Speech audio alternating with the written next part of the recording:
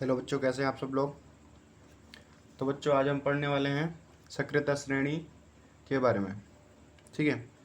सक्रियता श्रेणी क्या होता है कि जब धातुओं को उनकी रिएक्टिविटी सीरीज के अकॉर्डिंग अरेंज किया जाता है डिक्रीजिंग ऑर्डर में, तो उसको सक्रियता श्रेणी या रिएक्टिविटी सीरीज कहा जाता है। इसमें कुछ एलिमेंट्स को अरेंज किया जाता है, जैसे potassium, sodium, calcium, magnesium, aluminium, zinc, iron, lead, hydrogen, copper, mercury, silver और गोल्ड। अब आप ये सोच रहे होंगे ये सब मैंने क्या लिखा है। एक्चुअली जब आप मेटल्स के निकालने यानी कि मेटल्स को प्रोसेस करने के बारे में पढ़ेंगे, जब उसमें एक काम आएगा। जो हाई रिएक्टिव मेटल्स होते हैं उन्हें इलेक्ट्रोलाइसिस कर दिया जाता है। ठीक है। जैसे जैसे हम डाउन जाते जाएंगे हमारी रिएक्टिविटी मेटल्स की घटती जाएगी। इस तरीके से मिडल वाले आते हैं उन्हें कार्बन के उपयोग से रिडक्शन कर दिया जाता है, और जो सबसे नीचे वाले होते हैं वो नेचुरली फाउंड करते हैं, जैसे कि गोल्ड हुआ, सिल्वर हुआ, ये नेचुरली हमें प्योर मेटल्स मिलते हैं। तो गैस अब हम पढ़ेंगे मेटल्स को प्रोसेस कैसे करते हैं, यानी कि अयस्क से मेटल कैसे निकाला जाता है, प्योर मेटल कैसे निकाला जाता है। एक्चुअली जब वो अयस्क निकाला जाता है तो उसको 3 पार्ट्स में डिवाइड किया जाता है, जैसे कि हमने श्रेणी में पढ़ा था। ये हाई रिएक्टिव होता है। ये क्या होता है? High reactive. ठीक। ये क्या होता है? ये मिडल वाला होता है। ठीक। और ये क्या होता है? ये लो रिएक्टिव मेटल्स होते हैं। ठीक। तो इस हिसाब से हम पढ़ेंगे। सबसे पहले पढ़ेंगे हम हाई रिएक्टिव मेटल्स के बारे में। हाई रिएक्टिव मेटल्स को सीधे इलेक्ट्रोलाइसिस कर दिया जाता है। ठीक है। क्या कर दिया जाता है? इलेक्ट्रोलाइसिस कर दिया जाता है। इलेक्ट्रोलाइसिस के बाद हमारे पास प्योर मेटल मिल जाता है। इसके कुछ एग्जांपल हैं, जैसे सोडियम है। सोडियम का जब हम इलेक्ट्रोलाइसिस करते हैं, यानी कि अधिकतर जो हाई रिएक्टिव मेटल्स होते हैं वो क्लोराइड फॉर्म में मिलते हैं। ठीक है। अगर सोडियम NaCl, यानी कि अगर हम सोडियम क्लोराइड का अगर हम वो करते हैं, इलेक्ट्रोलाइसिस करते हैं, तो हमें कैथोड पे मेटल मिल जाता है और एनोड पर क्लोरीन गैस मिल जाती है। ठीक है। ये हर किसी के साथ ऐसे होता है, कैथोड पे आपको मेटल मिलेगा और एनोड पर क्लोरीन गैस मिलेगा। ठीक है। इलेक्ट्रोलाइसिस के बारे में हम फर्दर और ज़्यादा स्टडी करेंगे। अब हमारा सेकंड आता है मीडियम रिएक्टिव मेटल। ठीक है। मध्यम वाले कौन से होते हैं? मध्यम वाले होते हैं जिंक, आयरन, लीड, कॉपर। ये सब मध्यम में आते हैं, और भी होते हैं। ठीक है।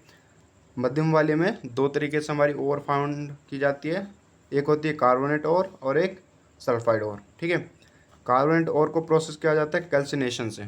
ठीक। और जो सल्फाइड ओर होती है उसको करते हैं भर्जन से, यानी कि निस्तापन और भर्जन। जब इन दोनों का प्रोसेस कर दिया जाता है तो हमारे पास धातु का ऑक्साइड बन जाता है, यानी कि मेटल ऑक्साइड हमें मिलती है। उसके बाद मेटल ऑक्साइड का रिडक्शन किया जाता है, और उसके बाद मेटल ऑक्साइड यानी कि जब जो मेटल हमारे पास आया है उसको प्यूरीफाई कर दिया जाता है। ठीक है। प्यूरीफाई के लिए क्या यूज करते हैं? फिर से हम प्यूरिफिकेशन के लिए जो सबसे बेस्ट और सबसे पॉपुलर मेथड है वो है इलेक्ट्रोलाइसिस। ठीक है। क्या है? इलेक्ट्रोलाइसिस। तो अधिकतर जगह जहाँ पे प्यूरिफिकेशन होगा वहाँ पे इलेक्ट्रोलाइसिस ही यूज़ होता है। ठीक है। इसके कुछ हम एग्जांपल देखेंगे। Zinc sulphate plus 3O2। ठीक है। ऑक्सीजन यानी कि एयर है, इसको जलाया जा रहा है। ये क्या है? हीट दी जा रही है। तो क्या बनेगा? Zinc oxide plus sulphur dioxide. ठीक है।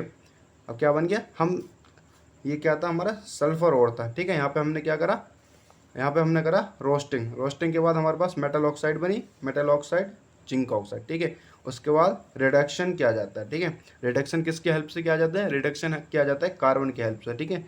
जिंक ऑक्साइड प्लस कार्बन को करते हैं, दोबारा से हीट किया जाता है, तो क्या बनता है? Zinc plus carbon monoxide.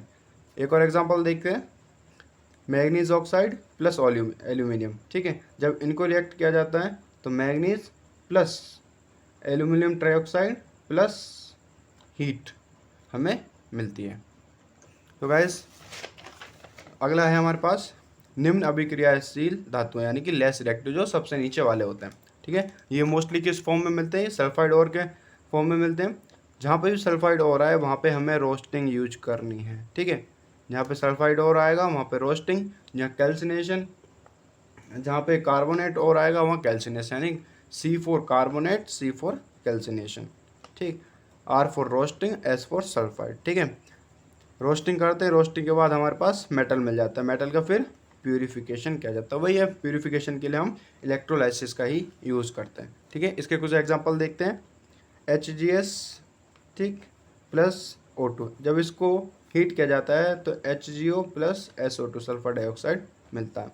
ठीक है, ये क्या है, ये सल्फाइड ऑफ कॉपर है। ठीक है, ये क्या है, सल्फाइड ऑफ कॉपर प्लस ये क्या है, ये ऑक्सीजन कहाँ से आया, ये ऑक्सीजन आया हमारे पास एयर से। ठीक है, जब इसको हीट किया जाता है तो copper oxide plus sulphur dioxide बनता है। अगर इसको दोबारा करा जाते हैं, यानी कि मेटल को दोबारा कॉपर सल्फाइड के साथ अगर दोबारा रिएक्ट किया जाता है तो हमारे पास हीट करते हैं तो क्या बनता है, प्योर कॉपर और सल्फर डाइऑक्साइड मिलता है। ठीक है, तो अब हमने दो टर्म पढ़ी, वर्जन और निस्तापन। ठीक है, रोस्टिंग और कैल्सिनेशन। तो ये सब हमारे लिए जानना बहुत ज़रूरी है, ये होता क्या है।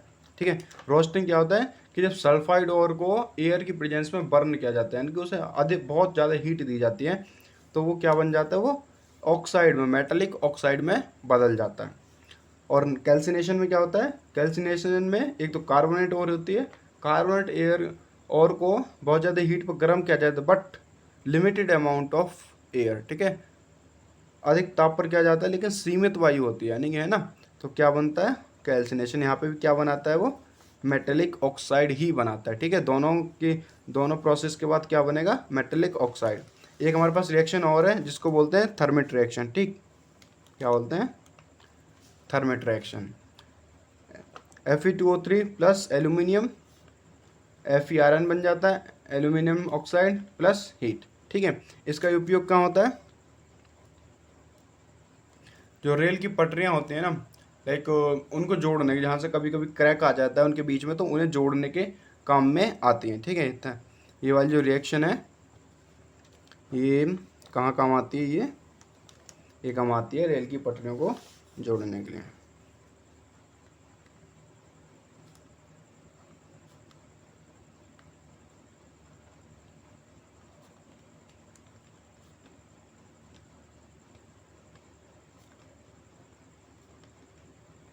ठीक है, कहाँ काम आती है, ये काम आती है रेल की पटरियों को जोड़ने के लिए।